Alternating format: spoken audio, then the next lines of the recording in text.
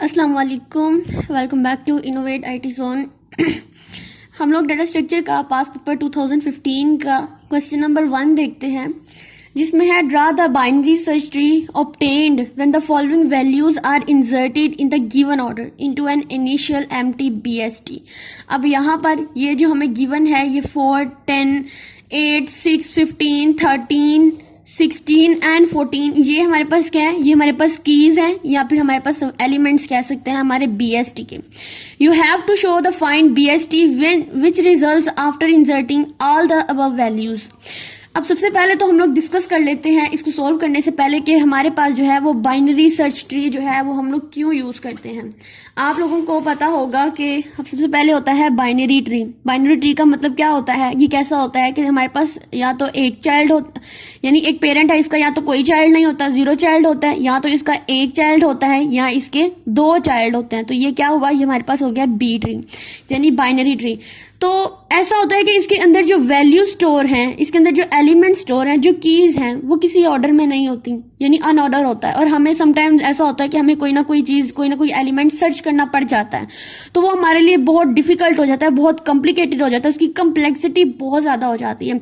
जैसे आप एग्जाम्पल ले लें कि यहाँ पर 10 है, यहाँ पर आ गया है 9, इस साइड पे वो 8 ले गए हैं, इस साइड पे वो दोबारा से 10 ले गए हैं, इस साइड पे 1। तो यहाँ पे कोई ऑर्डर नजर आ रहा है, किसी किस्म का कोई भी ऑर्डर नहीं है बीएसटी में, ठीक है, यानी ये बगैर किसी ऑर्डर के है। तो लेकिन हमारे पास बीएसटी क्या होता है कि जब हम लोग अपने बाइनरी ट्री को सर्च करने के लिए, जब उसकी सर्चिंग को हमने इजी बनाना होता है, तो तब हमारे पास क्या यूज होता है, बीएसटी यानी बाइनरी सर्च ट्री। अब इसमें कुछ इंपॉर्टेंट बातें जो आप लोगों ने याद रखनी है, तो इससे रिलेटेड कोई भी जो क्वेश्चन मैं करवाने लगी हूँ, इस तरह का अगर कोई भी क्वेश्चन आ जाता है तो देन आप लोगों के लिए बहुत ईजी हो जाएगा अगर आप लोग इस वीडियो को लाजमी देखेंगे एंड तक। तो देखो, सबसे पहले आप लोगों ने याद रखना है कि हमारे पास एक होता है रूट, ठीक है। अगर तो हमारे पास जो लेफ्ट वाली जितनी भी वैल्यूज होती हैं, जितने भी एलिमेंट्स हम लोगों ने रूट नोड के लेफ्ट पे इंसर्ट करने हैं, वो सारे के सारे इस रूट नोड से छोटे होने चाहिए। यानी आप कह सकते हैं कि लेफ्ट नोड से जितने भी हैं वो सारे के सारे लेस देन होने चाहिए रूट नोड से। और दूसरी बात ये कि रूट नोड की जो राइट साइड पे जितने भी एलिमेंट्स होने चाहिए वो सारे के सारे कितने होने चाहिए, वो मोस्ट यानी बिगेस्ट होने चाहिए। यानी आप कह सकते हैं कि राइट में जितने भी नोड आएंगे वो सारे के सारे ग्रेटर देन होंगे हमारे रूट नोड से, ठीक है। उसके बाद आप लोगों ने इसको बीएसटी बना देना है। और कुछ और बातें याद रखनी है कि बाइनरी सर्च ट्री में हम लोग जो है वो ये तो देखते हैं कि इस साइड पे जो इसका सबसे आखिरी वाला नोड होता है वो सबसे छोटा होता है हमारे पूरे बीएसटी के अंदर, और इसके राइट साइड पे जो आखिरी वाला नोड होता है वो सबसे ज़्यादा जो है वो हाईएस्ट होता है, यानी सबसे बड़ा एलिमेंट जो होता है वो इसके अंदर होता है। और दूसरी बात, एक पॉइंट तो ये था कि हमें ये पता चल गया कि बीएसटी की निशानी क्या है, कि इसके जो यहाँ पर जो सबसे लास्ट वाला एलिमेंट होगा लेफ्ट साइड पे वो सबसे छोटा होगा, जैसे आप कह सकते हैं 1 हो सकता है, और इसके जो सबसे ज़्यादा होगा वो हाईएस्ट वाला जो होता है इसके राइट साइड पे होगा। दूसरी बात बीएसटी के ये कि इसके अंदर जो हम लोग ऑर्डर लेते हैं वो मोस्टली इन ऑर्डर लेते हैं। इन ऑर्डर हमारे पास कितने होते हैं, ऑर्डर्स कितने कितने होते हैं, एक प्री ऑर्डर होता है, एक इन ऑर्डर होता है, एक पोस्ट ऑर्डर होता है। तो हम ज़्यादातर इसके अंदर इन ऑर्डर का ध्यान रखते हुए अपने बीएसटी को बैलेंस करते हैं या उसको एक सॉर्टिंग फॉर्म देते हैं, उसको सर्चिंग के लिए इजी बनाते हैं। तो चलिए हम लोग अब उस क्वेश्चन को करते हैं सोल्व। तो इस क्वेश्चन में देखिए हमारे पास कीज क्या क्या गिवन है, 14, 10, 8, 9, 15, 13, 16 एंड 14। सबसे बड़ी बात ये कि उन्होंने हमें ये नहीं कहा कि आपने रूट किसको बनाना है, तो हम किसको बनाएंगे, जो पहला एलिमेंट गिवन होता है।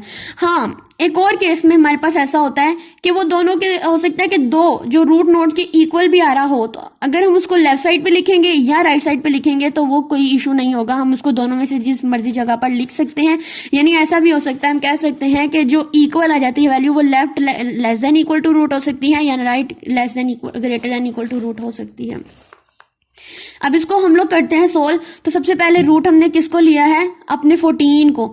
अब जो देखते हैं 10, अब 10 क्या है, 14 से लेस है, तो मतलब क्या होगा कि इसके लेफ्ट साइड पर जाएगा हमारे पास 10। उसके बाद हमारे पास 8, देखें 8 जो है वो 14 से भी छोटा है और 10 से भी छोटा है, तो क्या होगा, वो 10 के लेफ्ट में जाएगा। ये नहीं कि हम इसको इसके राइट में लिख देंगे, बल्कि यहाँ भी हमने देखना होता है कि क्या वो इससे भी छोटा है, तो हम क्या करेंगे, इस 10 के लेफ्ट पे लिख देंगे। उसके बाद आ रहा है 9। अब 9 देखिए 14 से भी छोटा है, 10 से भी छोटा है, लेकिन 8 से बड़ा है, ठीक है, तो 8 से बड़ा है तो हम इसको कहाँ पर लिखेंगे, 8 के राइट साइड पे हम लोग इस 9 को लिखेंगे। फिर आ रहा है हमारा 15। अब 15 जो है वो 14 से बड़ा है तो इसको हम कहाँ पर लिखेंगे, 14 के राइट साइड पे हम लिखेंगे 15 को। उसके बाद 13 को देखें, 13 14 से छोटा है लेकिन 10 से बड़ा है तो हम इसको कहाँ पर लिखेंगे। अब ये नहीं कि हम लोग ने कहा है कि ये 13 है तो 14 के हम इसको लेफ्ट में लिख लेते हैं, ऐसा कुछ नहीं। हमने ये देखना है कि क्या वो इससे कितना छोटा है। इसको छोटा बड़ा देखने के बाद हम लोग इनको भी चेक करते हैं। तो देखो 14 से तो छोटा है तो मतलब 14 के लेफ्ट साइड पर जाएगा, लेकिन यहाँ पर देखें तो यहाँ पर 10 है तो ये 10 से बड़ा है तो इसका मतलब 10 के राइट साइड पे हमारा 13 आएगा क्योंकि ये 10 से बड़ा है। उसके बाद आ रहा है 16। अब 16 जो है 14 से भी बड़ा है और 15 से भी बड़ा है। इस साइड से उसका कोई लेना देना नहीं, इस साइड में सारे 14 से छोटे ही आ रहे हैं। 14 से भी बड़ा है और 15 से भी बड़ा है तो हम इसको 15 के राइट साइड पे लिख देंगे 16 को। उसके बाद हमारा आ रहा है 14, तो 14 इसके इक्वल है। यहाँ पर देखें तो 14 हम चाहे तो यहाँ पर भी लिख सकते हैं, लेकिन यहाँ पर पहले से ही बना हुआ तो हम ज़्यादा हो गया तो हम इसको इस साइड पे लिख लेते हैं। 14 जो है वो 15 से छोटा है तो हम इसको इस साइड पे लिख देते हैं, ये हमारा 14। तो ये क्या बन गया, ये हमारे पास बन गया है हमारा BS स्ट्रिंग।